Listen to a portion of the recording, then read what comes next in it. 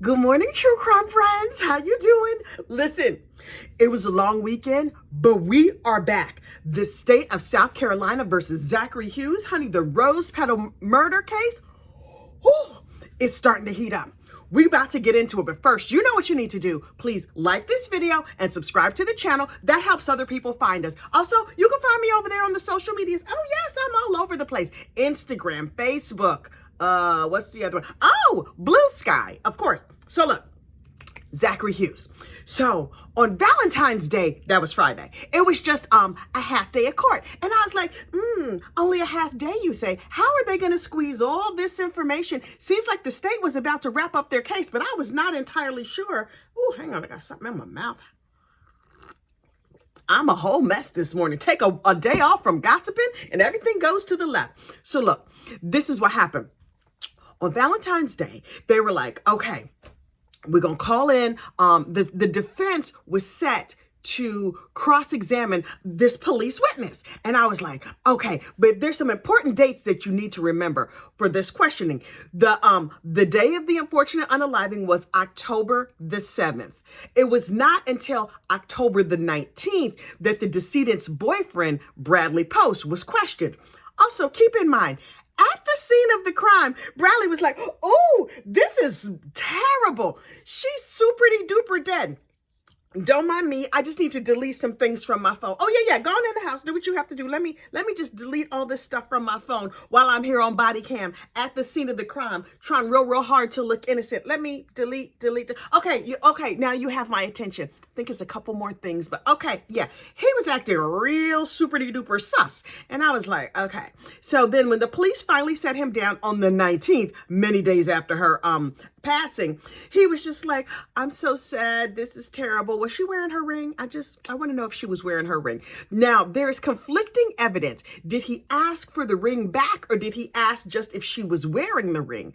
What is going on here?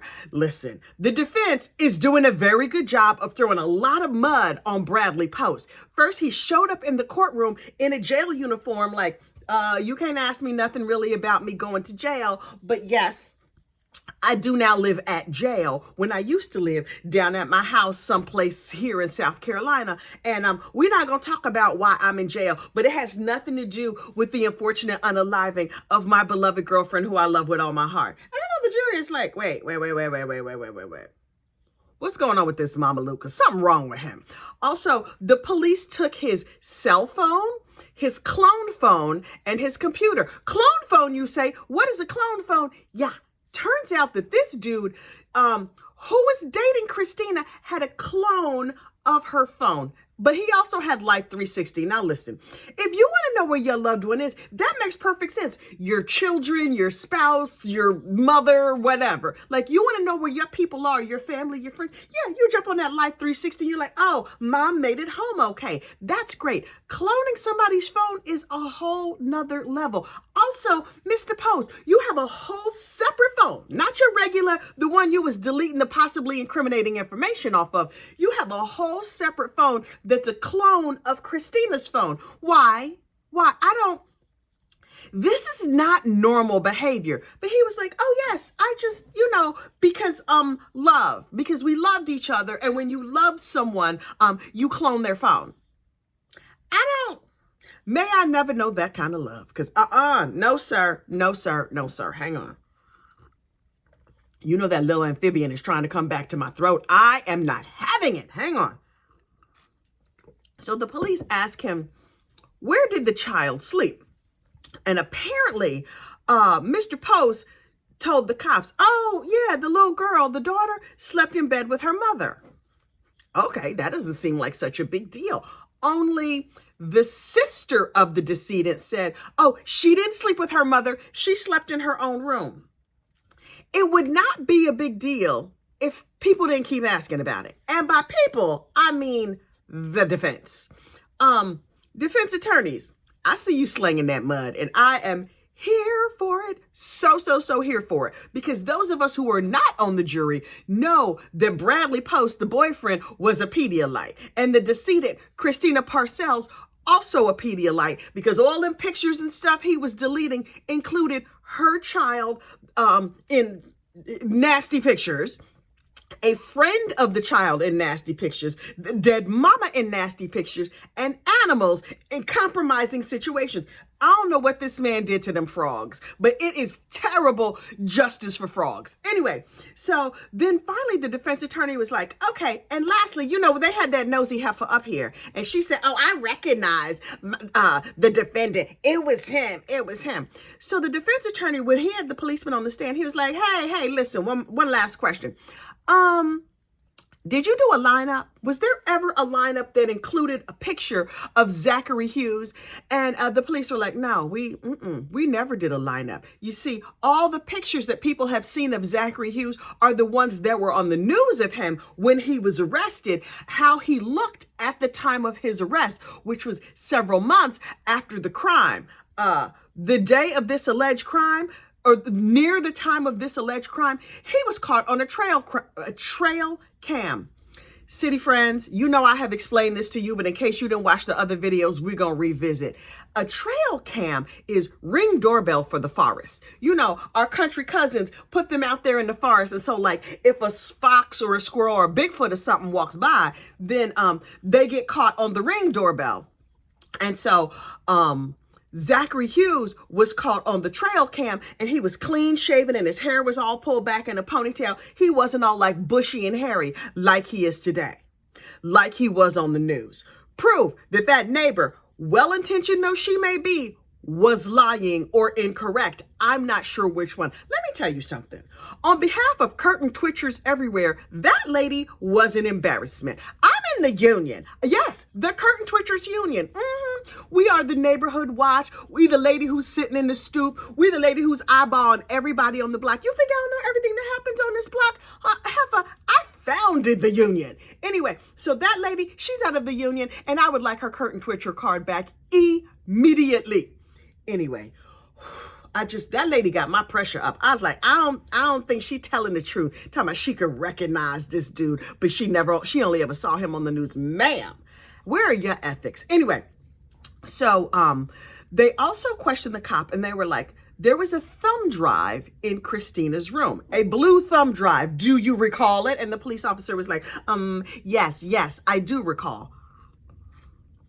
Turns out this thumb drive had the ads of her offering, her kibbles and bits for sale, apparently on Craigslist. In this day and age, Craigslist? Girl. Apparently she was an ex-worker, and she was a narcotics sales and marketer. I'm trying to not run afoul of the things that YouTube gets mad about, but she was selling her kibbles and bits, and it was known to people. And in family court, some dude came and testified like, I promise to tell the truth here in family court. I sampled some of her kibbles and bits because I found an ad on Craigslist. I have so many questions. Okay, number one. If you did buy you some kibbles and bits and narcotics off of Craigslist, what on God's green earth would prompt you to go to court and testify about it? He wasn't arrested. He just voluntarily showed up at court like, hey, how you doing? Yeah, I purchased her and her offerings, as well as some narcotics. Thanks so much for having me here today. I don't get it. But there was an objection, and there was a lot of back and forth, and then the cameras got turned off, and I was like, oh, drama, the way I love me a little. Just a skoshia drama, not a lot. Okay, kind of a lot. Anyway, so the cameras were reportedly turned off, and the lawyers argued it back and forth, and the jury was sent out of the room. And the defense attorney was like, Your Honor, her kibbles and bits was out here for God and all the world to see. And it was a dude who showed up in family court who testified that he sampled from her endless heaven buffet. And we want to talk about it. And ultimately the judge was like, I said no, don't make me come down there and bonk you on the head with my gavel. Again, I'm not quoting. That is the spirit of what he said. I think he just said, that objection is sustained. You can't talk about it. So then the jury came back in. Also, what you should know, but the jury does not, the dude who showed up in court to testify about the kibbles and bits, that was in family court during one of the custody hearings. he's now no longer on this mortal coil. What happened to him? Was it suspicious? Do we need to conduct an investigation? They gave the man's whole first and last name. If you think I'm not just going to jump out here and go on and let my Google fingers do the walking, you would be very wrong. Although first I have to remember what his name was. But I'm going to get to it. But then it came out when they were going back and forth that Christina may or may not have advertised on Craigslist sampling her wares, but John Mello ran an ad on Craigslist that was like, hey, all of Craigslist, how y'all doing? Listen, if you ever knew, you know, in the biblical sense, this lady right here, please give me a call because I need you for a family court matter. And I was like, oh, so she was doing nasty things and he knew about it. And then he solicited to have a John basically come and tell his story. Everything about this is crazy. And who unfortunately unalived the dude? I don't know. After that, the policeman left the stand and I was like, oh, I need a break. But then the medical examiner got up on the stand. I was like, oh, the medical examiner, Dr. Rose. Was that a coinky dink? Oh my goodness. There's so many weird things happening in this trial. Hang on. The medical examiner got up there and she looked like she was 12 years old. But also I'm in the age category where everybody looks 12 years old to me. But I'm looking at this heifer like, is she old enough to be doing autopsies and stuff? And she's like, I am Dr. Rose. I have done 5 million autopsies. Okay, maybe not that many. She has not been a medical examiner very long, but she's done a lot of autopsies. She cut up a lot of people, a lot of them. Anyway, she said that there was 35 sharp force wounds, which is like, So Christina had a whole bunch of those in her head and in her neck and all in her chest and stuff. And that is what unfortunately unalived her. She also had amphetamines in her system. The defense was like, wait, aren't amphetamines illegal? And then the state was like, right, but she had amphetamines in therapeutic doses. Like, yes, you could get them like on the street, but also you could get them, you know, down to the CVS. And so it's unclear whether or not she just was taking medication for ADHD or if she was out here, you know, on the corner talking to Bobo and Nuck Nuck, trying to get her that good. But no matter where she got it from, it was only in a therapeutic dose. And I was like, oh, so that's kind of a nothing burger. And then we had the DNA people come up there. It was 2 of them. One person was like, I collected the DNA and I cut a Q-tip and I swabbed or something and I did or whatever. I kind of fell asleep. But then another DNA dude got up there and he's like, I am the chief of DNA in this part of the country. That's not exactly what he said, but that's the spirit of what he said. And he was like, we found DNA at the house, obviously. They found DNA on the bike, but the DNA on the bike was from Bradley Post. I mean, not from Bradley Post, from Zachary Hughes. It was Zachary Hughes's bike. So yeah, of course you're going to find his DNA on it. And I was like, this defense has done a good job of poking enough holes. They have this case enough that it is certainly not a slam dunk for the state. So there's a whole bunch of holes, and unless there's DNA, then this Zachary Hughes, he could walk free. Wait, what'd you say, DNA, sir? The DNA of Zachary Hughes was on one of the fingernails of Christina, the decedent. Oh, Zack, boo-boo. You and your beautiful hair might be going to prison, sir. I mean, you almost committed the perfect, I mean, it was not perfect because it was like a lot of circumstantial evidence pointing your way. But in the absence of that DNA, you could have walked on this. You really could. Like, okay, yeah, maybe you harassed a girl. I think the state has proven that he mailed the mailings and he was friends with John Mello and he was part of harassing Christina, which is terrible and you should not do, but you also cannot go to prison for life for that. You should not go to prison for life for that. But if a lady is no longer on this mortal coil and she ain't really know you like that, in fact, she ain't really know you at all, but your DNA is under her fingernails, I need to know why. How did it get there? Everybody says y'all didn't know each other. There's no phone calls between the two of you.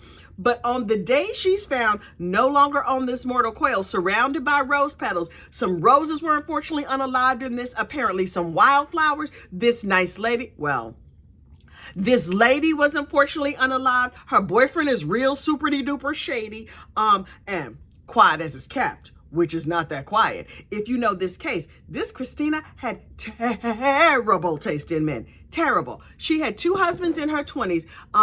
Word out in these true crime streets is 1 or more of them may have done a little time for something related to children or something super duper illegal and extra strength nasty. So, girl, I'm looking at your choice in men. And then you partner with John Mello. Okay. And during the course of that relationship, you cut off your whole family because apparently all you needed was his love. Okay, girl.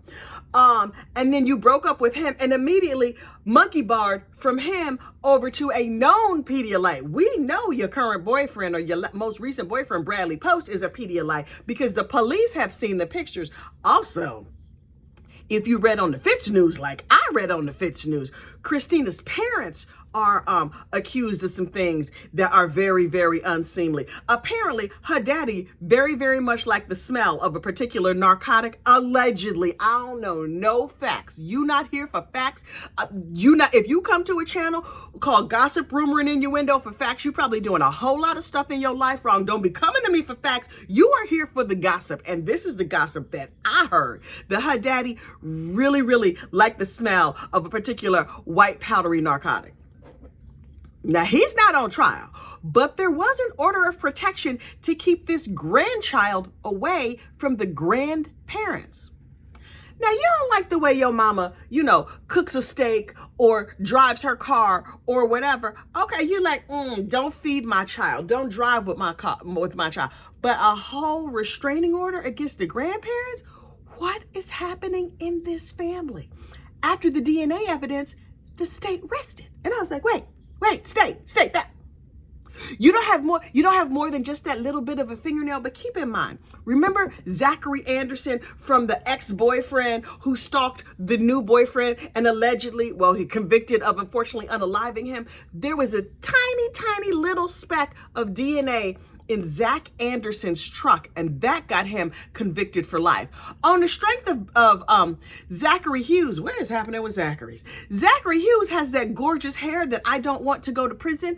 I was like, oh, please, please, please find a way to find him innocent. But sir, the DNA, if your defense is gonna pull this out of the fire, then you're going to need to explain how your DNA got under the fingernails of this lady that you said you did not know.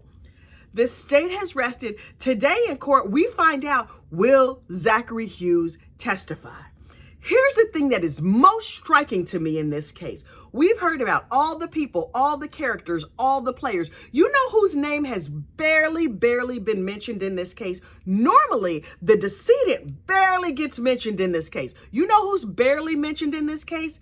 Zachary Hughes, the accused. We talk about John Mello. We talk about Christina Parcells. We talk a lot about Bradley Post. Zack Hughes' name is mentioned so rarely in this case that I have to write it down to remember it. I'm struggling to remember the name of the accused. What does that say about him in this case? To me, it says, Bradley Post, I'm looking at you real hard. Now, yeah, we know you didn't do it, but you real super-duper sleazy. This Christina Parcells, who we now know was a Pedialyte in life and was doing nasty things to puppies and kitties and her child and other children, I'm struggling to find the sympathy. Although we here at Gossip, Rumor, and Innuendo LLC do not advocate for the unfortunate unaliving of others, even if you determine that it is a public service unaliving. I'm not saying this woman needed to be taken off the playing board. What I'm saying is Zachary Hughes' name has barely come up in this case. And I think that might mean something to this jury. But we're about to find out. Now, after the state's case, you're supposed to be on the side of the state. And right now, I'm like begrudgingly on the side of the state. Now, will Zachary Hughes testify? We're about to find out today. On the strength of his hair is so gorgeous. I really, really do not want that hair to go to prison. I hope that the defense got something good for me. I don't know what that could be. Because at the end of the day, the DNA. Okay. Ooh, I was like, that's like a Johnny Cochran. If the glove don't fit, you must have quit. But I'm just like, this DNA is giving me pause defense. What y'all gonna say? I will be perched. I will be ready. I will have my cup of coffee. I'm going to be over there at the Crime Cafe with Jenny, watching very closely as this case unfolds today. Won't you join me there? I'm throwing open the doors of Jenny's chat. Okay, I'm going to see you over there on the Crime Cafe, and we will follow up tomorrow. You have a great day. Wait, don't forget to like this video and subscribe to the channel. I'll see you soon.